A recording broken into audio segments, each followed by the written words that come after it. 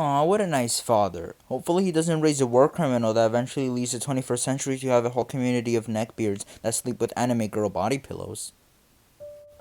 Hello everyone. Today I'll be explaining how a young man named Adolf Hitler eventually caused anime girls to become mainstream. Of course he didn't directly create the first waifu or anything, but this is an example of something called the butterfly effect.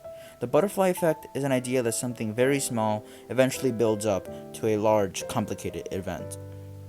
Adolf Hitler was born in a family with a father named Alois and a mother named Clara, which were actual cousins, believe it or not. His mother might have been the only person that actually cared for him, but his father was abusive and was known for hitting his children. His abuse was enough to make one of Adolf Hitler's brothers run away at the age of 13 or 14. His family was clearly a mess. This is probably where Adolf Hitler got his bad temper from. Adolf Hitler was a rebellious kid. This might have been the reason he showed love to Germany and a family living in Austria.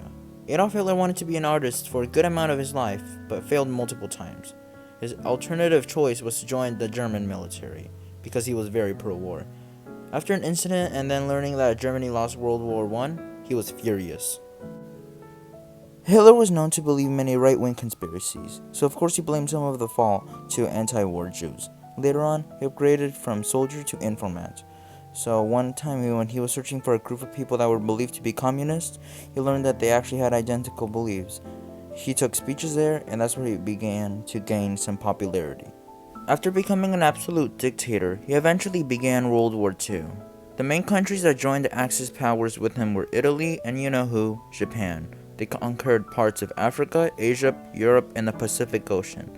Hitler may not have been the first fascist dictator in the Axis powers, but he had a big role in the team. The United States was not a part of the war yet, but they were still helping the Allies, which were the opposing enemy to the Axis. Japan wanted to increase their gigantic size a little more in the Pacific, but they didn't want to lose against the United States, so their plan was to attack the United States navies before they could have attacked back, which eventually led to the events in Pearl Harbor. Inevitably, it actually caused the United States to join the war. Therefore, Japan got bombed twice, in Nagasaki and Hiroshima.